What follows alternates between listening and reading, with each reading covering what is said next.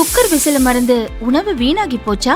இனி அந்த கவலையே வேண்டாம். வழங்குகிறோம் உலகின் முதல் விசில் கவுண்டர் குக்கர், புதிய அல்ட்ரா குரோனோ. அல்ட்ரா என்றால் ஆரோக்கியம். மின் கட்டணம் கூடுதலாக வந்திருப்பதாக 3,70,000 குடும்பங்கள் புகாரளித்திருப்பதாகவும், வேறு வழியின்றி அரசு ஒப்புக்கொள்ளும் நிலை ஏற்பட்டிருப்பதாகவும் திமுக தலைவர் ஸ்டாலின் கூறியிருந்தார். இதற்கு மின்சார அமைச்சர் நிர்மல்குமார் பதிலளித்தார். அதன் அடிப்படையில் நடவடிக்கை எடுத்துருக்கோம். ஒரு தவறான வாட்ஸ்அப்பில் வந்த ஏதோ தகவலை நம்பி அவர் சொல்லியிருக்கிறாரு. ஸோ இது நிறைய பேர் ஒரு சில சமூக வலைதளங்களில் பில்லு ஹைக்கு நிறைய பேருக்கு அதிகமாக வந்திருக்குன்னு நிறைய இடத்துல வந்தது. அதன் அடிப்படையில் ரொட்டீன் செக்அப் தான் இப்போ நடந்துட்டு இருக்கு. இந்த வருஷமும் கடந்த வருஷம் இதே டைமில் எவ்வளோ தூரம் 2 மடங்கு 3 மடங்காக பில்கள் எவ்வளோ பேருக்கு வந்திருக்கு. ஏன்னா சம்மர் சீசனில் எல்லாரும் ஏசி யூஸ் பண்ணுவாங்க, அந்த மாதிரி இருக்கும். 2 மடங்கு 3 மடங்கு எவ்வளோ பில்லு வந்திருக்குன்னு சொல்லி ஒரு அசஸ்மெண்ட் பண்ணதில் கடந்த வருஷம் 11,50,000 பேருக்கு 3 மடங்குக்கு மேலே பில்லு வந்திருக்கு கடந்த வருடம். இந்த வருடம் 9,60,000 பேர்கிட்ட தான் அந்த மாதிரியான ஹைப் வந்திருக்கு. ஸோ ரேஷியோ பார்க்குற போன வருஷத்தை விட இந்த வருஷம் கம்மியாக தான், 2 லட்சம் பேருக்கு கம்மியாக தான் 2-3 மடங்கு மேலே வந்திருக்கு. அதுலேயும் ஒரு சில பேருக்கு ரொட்டீன் செக்அப், ஏன்னா அசஸ்மெண்ட் சரியாக இருக்கா என்னன்னு சொல்லுங்க, ரொட்டீன் செக்அப் தான் பண்ணிட்டு இருக்கு. இவ்வளோ கம்ப்ளைண்ட்லாம் எங்கேயும் வரல, ரொட்டீன் செக்அப் வந்துட்டு இருக்கு. யாரெல்லாம் ரைஸ் பண்ணியிருக்காங்களோ அதெல்லாம் பண்ணிட்டு இருக்கோம். அசஸ்மெண்ட்டு எல்லாம் ஏடி லெவலில் ஏஇ லெவலில் ஒரு ரொட்டீன் செக்அப் தான் பண்ணிட்டு இருக்கு.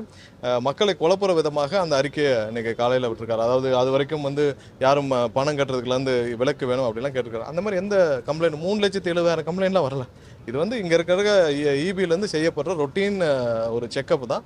அந்த செக்கப்பில் நேற்று இருந்து அவங்க செக்அப் பண்ணிட்டு இருக்காங்க, ஃபுல்லாக செக்அப் பண்ணிட்டு இருக்காங்க. எவ்வளோ தூரம் என்ன இருக்குது அப்படின்னு ரொட்டீனாக தான் நடந்துட்டுருக்கு. எங்கெங்கெல்லாம் இது இருக்கோ அதெல்லாம் வேலிடேட் பண்ணுறது ரொட்டீன் செக்அப் தான். ஸோ மக்களை தேவையில்லாமல் திரு ஸ்டாலின் அவர்கள் யாரோ வாட்ஸ்அப்பில் கொடுக்குறத வச்சு தேவையில்லாமல் குழப்ப வேணான்றது தான் சொல்லுங்கள். மேகதாது விஷயத்தில் நம்ம ரொம்ப தெளிவாக இருக்கோம்.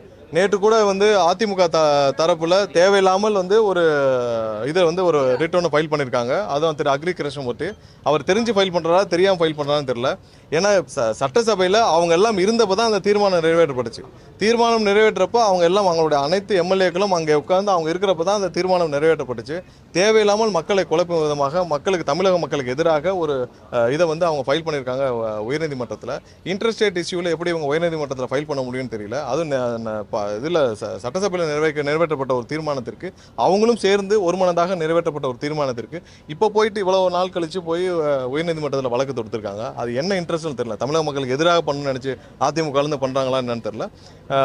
இந்த விவகாரத்தில் கண்டிப்பாக முதல்வர் அனைத்து தரப்பு மக்களையும் ஆலோசிச்சுட்டு வராங்க. கண்டிப்பா விரைவில் இதற்கான முடிவுகள் என்னென்ன, லீகல் ஸ்டாண்ட்ல என்ன பண்ண போறோம், மற்ற விஷயங்கள் என்ன பண்ண போறோம்னு தெரியும். ஆணையத்திலிருந்து இவ்வளவு கண்ணாடிகள் நீங்க திறக்கணும்னு சொன்னாலே கர்நாடகா ஒத்துக்கொள்ள மாட்டேன்றாங்க. ஸோ அப்போ நம்ம அதுக்கு தகுந்த அடுத்த விஷயத்தை நம்ம பார்க்கணும். நம்ம திரும்ப உச்சநீதிமன்றத்தை நாட வேண்டும். ஒரு வகையில் லீகலில் நமக்கு உச்சநீதிமன்றம் மூலமாக நமக்கு தேவையான நீரை பெற வேண்டும். அடுத்து இதை சரியாக முறையாக செய்து கொடுக்க ஒன்றிய அரசு செய்ய வேண்டும். அவங்களுடைய ஒன்றிய அரசுடைய அமைச்சரே தவறாக தமிழக மக்களுக்கு எதிராக பேசிட்டு வர்றார். அவருக்கே கடைசியாக இறுதி தீர்ப்பு உச்சநீதிமன்றத்தில் இறுதி தீர்ப்பில் கீழ்மலை மாநிலங்களுக்கு நீங்கள் அவங்களை கேட்காமல் ஒரு சின்ன ஒரு 0.01 TMC கூட வெளியில் போகக்கூடாது. ஸோ அதுவே புரியாமல் பாஜகவுடைய அமைச்சரே பேசிட்டு வராரு. அவரே தமிழக மக்களுக்கு எதிராக பேசிட்டு அதை கூட கண்டிக்கிறதுக்கு இங்கே யாருக்குமே உரிமை இல்லை. யாருமே இங்கே இருக்க எதிர்கட்சியில் யாரும் அதை கூட கண்டிக்க மாட்டேங்கிறாங்க. இங்கே இருக்க பாரதிய ஜனதா கட்சியும் கண்டிக்க மாட்டேங்குது, வேற யாரும் கண்டிக்க மாட்டேங்கிறாங்க.